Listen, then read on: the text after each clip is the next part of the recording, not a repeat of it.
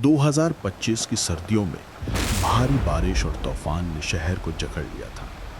राजेश और सुनीता, एक युवा कॉर्पोरेट कपल, अपनी नई नौकरी के लिए मुंबई से एक दूर दराज गांव रामपुर में शिफ्ट हो रहे थे। राजेश को उनकी कंपनी ने गांव में एक प्रोजेक्ट के लिए भेजा था और उन्हें एक पुराना सरकारी बंगला रहने को दिया गया था।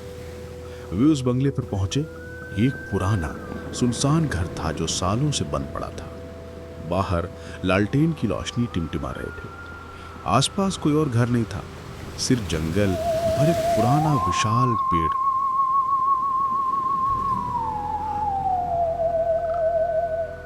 ये कैसी जगह है राजेश, इतनी सुनसान? सुनीता ने शिकायत की। हाँ, थोड़ा अजीब तो है, लेकिन साहब ने बताया है कि 3 दिन बाद दूसरा घर मिल जाएगा। तब तक हमें एडजस्ट करना होगा। राजेश ने कहा।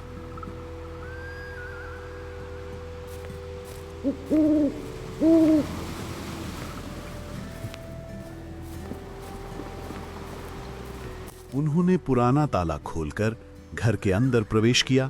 दोनों बेहद थके हुए थे और बिना कुछ खाए पिए सो गए। बाहर बारिश और तेज हो रही थी। रात के 2 बजे एक जोरदार गड़गड़ाहट ने सुनीता की नींद तोड़ दी।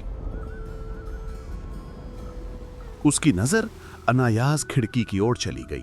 बाहर उस पुराने पेड़ की छाया में कुछ असामान्य दिखाई दिया, मानो कोई मानव जैसी आकृति हो, पर उसका साया कुछ अजीब और रहस्यमय था। मैंने कुछ देखा। सुनीता ने धीरे से खुद से बुदबुदाया। वो बिस्तर से उतरी और खिड़की के पास चली गई। बारिश की बूंदों के बीच उस पुराने पेड़ की शाखाएं हल्की सी हिलती दिखीं। उसने ध्यान से देखा, पर अब वहां कुछ भी नहीं था, सिर्फ बारिश और अंधेरा। शायद मेरा वहम है। उसने खुद को तसल्ली दी और वापस सो गई। अगली सुबह राजेश ने अपने बॉस से मिलने के लिए दफ्तर का रुख किया। वहां उन्होंने गंभीरता से बात की। साहब ने बताया है कि 3 दिन बाद नया घर मिल जाएगा। तब तक हमें यही एडजस्ट करना होगा। राजेश ने गंभीर स्वर में सुनीता को बताया। दिन के उजाले में बंगला बेहद खूबसूरत लग रहा था। जंगल की हरियाली और सूरज की सुनहरी किरणों ने माहौल को हल्का और जीवंत कर दिया था।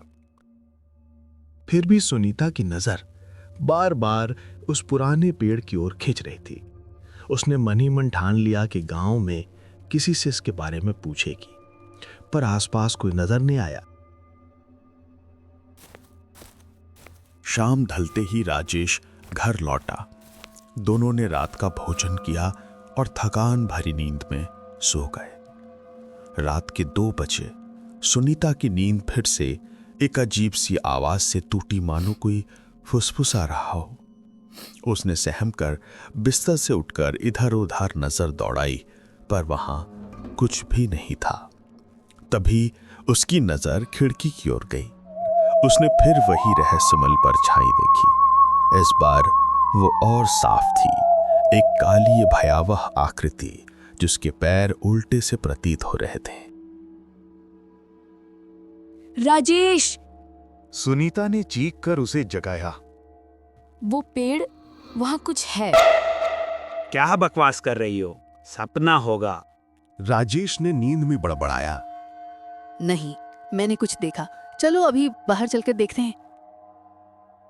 दोनों ने एक पुरानी लालटेन जलाई और रात के अंधेरे में बाहर निकल पड़े। उस पुराने पेड़ के पास पहुंचते ही उन्होंने आसपास नजर दौड़ाई, पर वहां कुछ भी नहीं था, सिर्फ हवा में सनसनाहट और पत्तियों की हल्की सिरसराहट। सुनीता का दिल जोर जोर से धड़क रहा था, मानो कोई अनजाना भय उसकी सांसों में समा गया हो।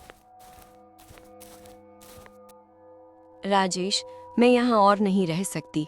ये जगह कुछ गलत है। बस 2 दिन सुनीता, मैंने साहब से बात कर ली है। कल दूसरा घर मिल जाएगा।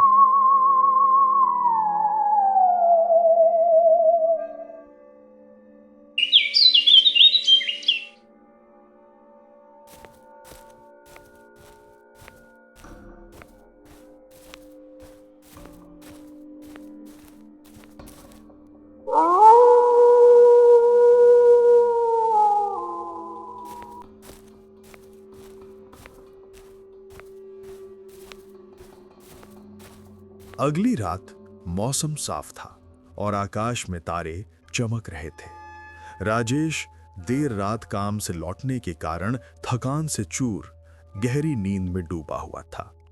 सुनीता अकेली जाग रही थी और उसका मन बेचैन और आशंकाओं से भरा था। दिन में उसने गांव के एक बुजुर्ग से बात की थी, जिसने कांपते स्वर में बताया था कि उस बंगले और उस पुराने पेड़ के बारे में अजीब अजीब कहानियां प्रचलित हैं। लोग वहां से रहस्यमय ढंग से गायब हो जाते हैं। रात के 1 बजे बिजली की तेज कड़क ने राजेश की नींद तोड़ दी। उसने बिस्तर पर नजर दौड़ाई, पर सुनीता वहां नहीं थी। एक अनजाना डर उसके मन में समा गया। उसने सहम कर खिड़की की ओर देखा और उसका खून जम गया। सुनीता उस पुराने पेड़ की डाल पर बैठी थी। उसकी आंखें खाली और चेहरा भयावह रूप से पीला पड़ गया था। राजेश के मुंह से एक घबराई हुई चीख निकली और वो बाहर की ओर दौड़ा।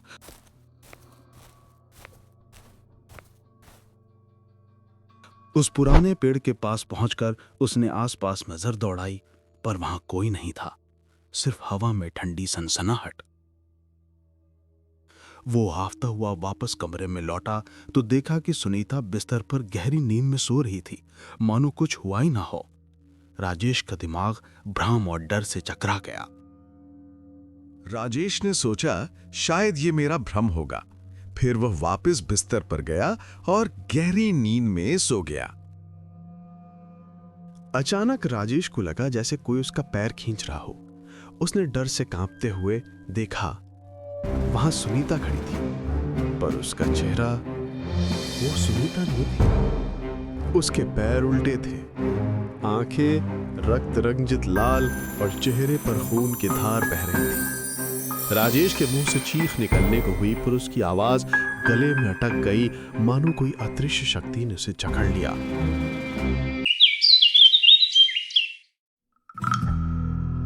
गांव वाले सुबह बंगले पर पहुंचे।